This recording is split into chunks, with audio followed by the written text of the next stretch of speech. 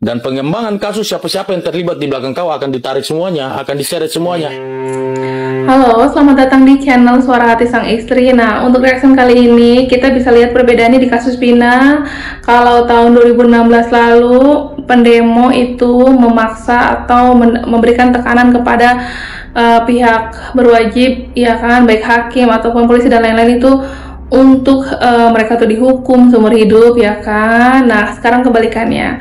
Ini para pendemo besar-besaran kemarin ya di depan kantor persidangan meminta agar 6 terpidana ini dibebaskan, gitu kan. Sampai ricuh, penjagaan ketat, banyak polisi yang turun, ya kan, untuk mendampingi warga Kabupaten Cirebon, ya kan, yang terjolimi dan haknya dirampas nih.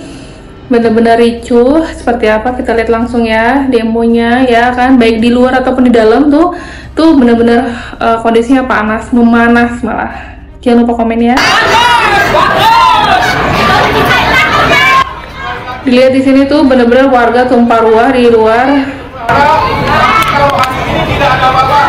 Mereka bersedia untuk berupaya meminta bahwa 6 terpidana itu dibebaskan. Ini kalau air datang ke Cirebon bisa digebukin ini.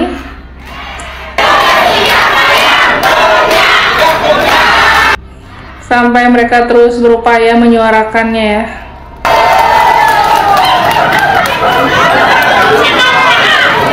Polisi siap siaga, media juga di situ, mereka langsung meliput ya.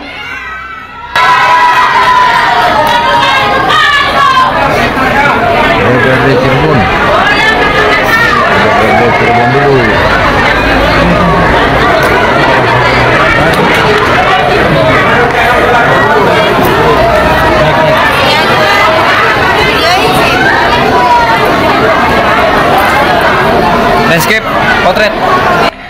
Ini perwakilan dari warga-warga di luar Cirebon sih. Gimana yang pasti tahu mengikuti kasus Vina seperti apa.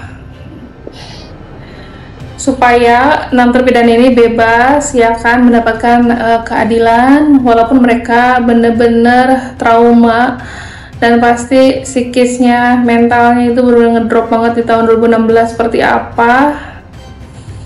Mereka bisa sabar sampai tahun 2024 ini ya. Kalau bebas tuh benar-benar keajaiban sih. Karena viralnya film Vina sebelum 7 hari itu, ya kan, dan kesurupannya Linda.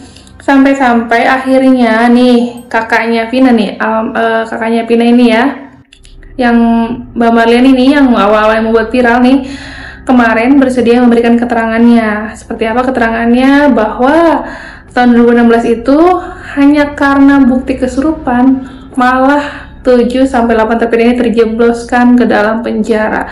Dan hukumannya nggak main-main loh, seumur hidup. Kita dengar langsung keterangannya Mbak Marlena, kayaknya agak-agak menyesal ini. Mbak Marlena nanya sendiri langsung? Enggak, jadi posisi saya datang ke sana dia sudah dalam kondisi kemasukan. Terus?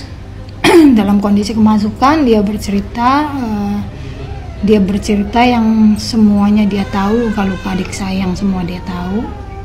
Terus saya rekam, terus saya bukan jadikan barang bukti ya, karena kan memang tidak bisa dijadikan barang bukti. Saya hanya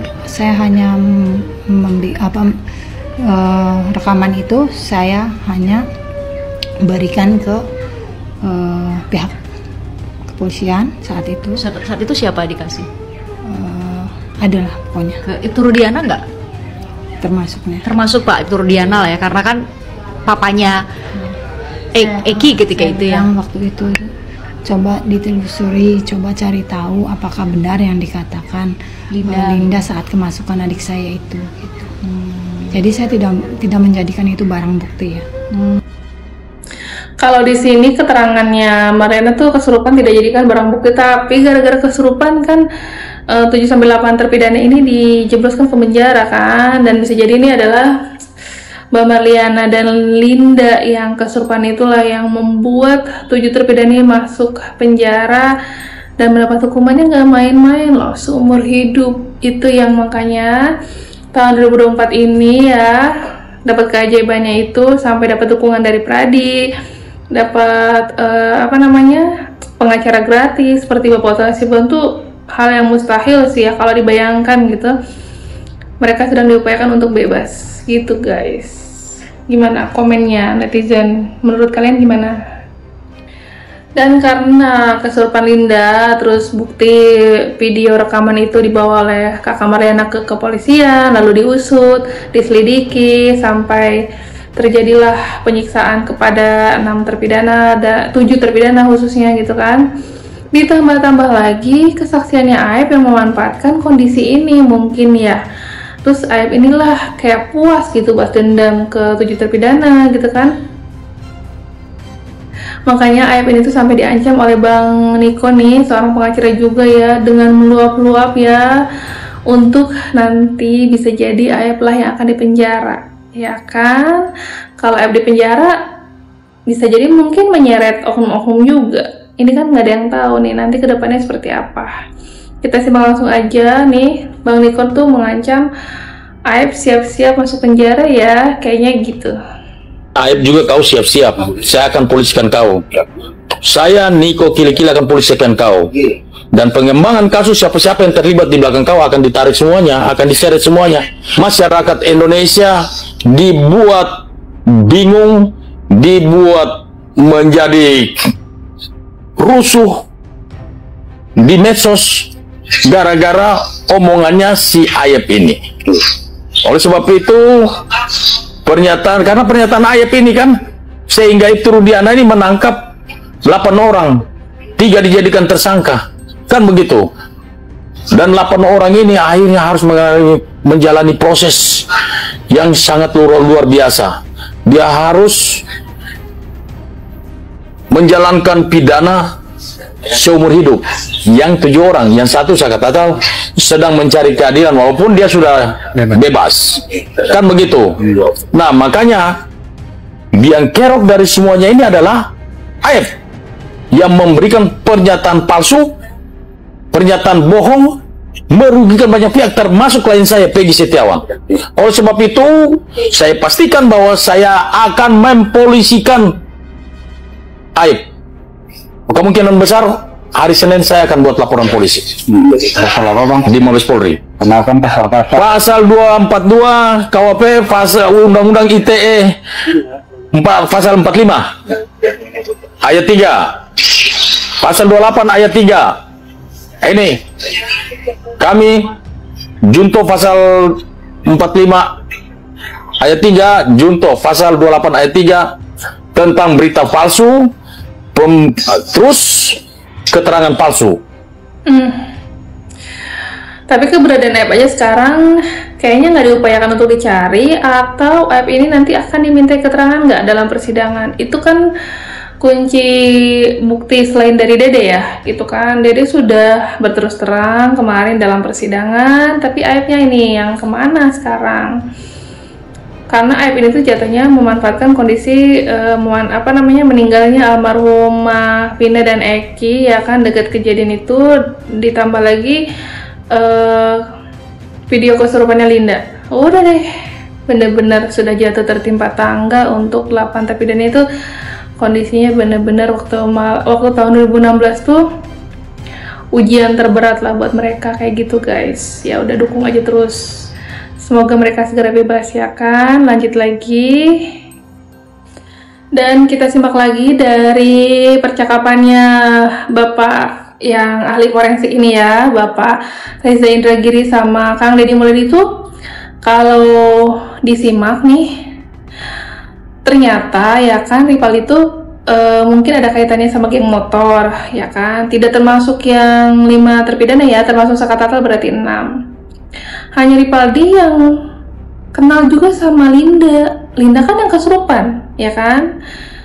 Apa bisa jadi kalau Aib dendam sama 5 dan 6 terpidana jadi ke bawah-bawah, dan Ripaldi kan lucunya anehnya juga nggak kenal sama 6 terpidana lain kan, nggak kenal gitu, nggak kenal, bukan satu geng lah gitu kasarnya. Tapi kalau Linda mungkin bisa jadi kayak mengaitkan lah sama geng motor, dan bisa tahu kalau Ripaldi tuh berteman sama geng motor. Ditambah lagi berat dengan kesaksiannya Liga waktu itu mungkin didesak. Aduh, jadilah bener-bener deh kasusnya bener-bener rumit, dibuat rumit, kena fitnahan dari kanan kiri, udah deh pokoknya. Tahun 2016 tuh bener kata Ripaldi waktu di persidangan, dia bilang bener-bener suram. Nah, kita simak langsungnya dari Kang Riki. Yang memiliki hubungan emosi antara Eki dengan terpidana itu menurut saya adalah Ripaldi. Kalau yang 7 sih saya lihat hubungan emosinya nggak ada hubungan pergaulan Ripaldi. Nah, cuman yang antara siapa dengan siapa? Antara Eki dengan salah satu terpidana atau dengan Ripaldi? Dengan Ripaldi. Bentuk hubungannya gimana? Pertama, Ripaldi itu kan yang pertama ditangkap. Ya. Kasusnya kan dia membawa sajam. Kasus berbeda kan? Membawa sajam. Terus yang kedua, memang kelihatannya ada hubungan pergaulan. Sama geng motor gitu? Oh ya, mungkin di situ ada hubungan pergaulan. Dan Ripaldi kan termasuk kenal sama Linda. Linda juga kan kenal sama Eki di pergaulan gengnya itu. Nah, karakter. Kalau Ripaldi memang sudah punya karakter sebagai seorang geng, gitu loh. Ditangkap juga kan bawa sajam karena bertengkar sama pacarnya, kan karakternya bawa samurai kan. Nah, tetapi yang jadi problem adalah hari ini saya sendiri yang, ya saya kan tugasnya menyajikan apa yang didengar, yang dilihat, agar para pemangku kebijakan juga bisa melihat secara langsung. Tujuan saya kan itu. Agak kesulitan mengakses. Pertama, saya mengakses pada ibunya. Ibunya sudah nggak peduli anak saya mau dipenjara mau apa, ucapannya begitu kan? Apa? Karena dianggap nakal mungkin ya. Oh gitu ya. Kecil udah hidup bapaknya. Lalu sejak kecil sudah itu sama bapaknya. Nah, akhirnya saya mencoba menghubungi bapaknya, juga bapaknya nggak bisa. Kalau harus izin lawyer yang mendampinginya. Lawyernya nggak ngasih izin. Lawyernya siapa sekarang? Pak Sendik sendiri sama Bibit. Oh, Bu Wis. Iya, saya akhirnya ya sudahlah. Tadinya kan sebenarnya kalau ingin membuka lebih terang masalah ini, Ripaldi lah yang memahami.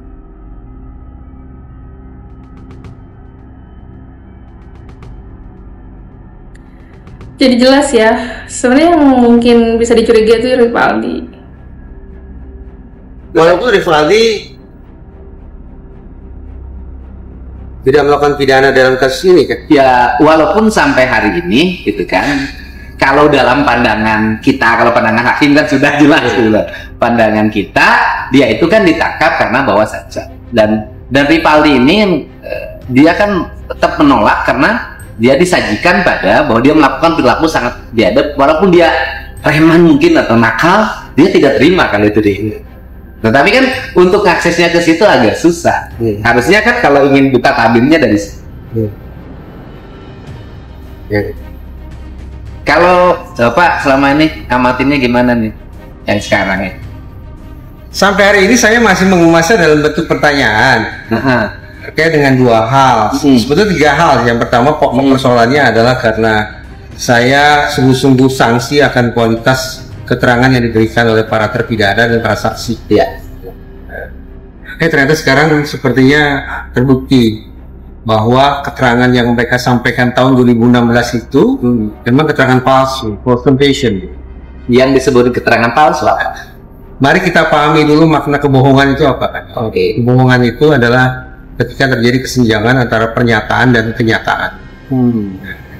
Pernyataan yang tanda petik mereka sampaikan yang kemudian direkam dalam BAP itu kan dicabut. Berbondong-bondong mereka cabut. Yang sekarang terjadi. Sejak tahun 2016 kan juga sudah dicabut. Jadi para terdakwa itu mencabut BAP mereka, tetapi hakim mengabaikan itu. Berarti ya salah satu yang membuat kasus ini rumit tuh hakimnya, ya kan? Hakim yang tahun 2016 lalu itu gimana? Bisa nggak nanti diminta keterangan sampai memvonis seumur hidup gitu kan? Ditambah lagi nih tuh, kalau Ripaldi khususnya ya, udah sama dia tuh kasusnya senjata tajam, terus Ripaldi juga yang dari sisi image-nya ya terlihat paling nakal dibanding terpidana lainnya. Dia bawa senjata tajam, dia juga kan ada hubungan pergaulan terus sama geng motor, kayak gitu mungkin ya kayak gitulah guys. Nanti update terus di channel Suara Hati Sang Istri seperti apa hasil dari persidangan 6 terpidana ini ya. Nanti update terus di channel Suara Hati Sang Istri. Kurang lebihnya mohon maaf, bye.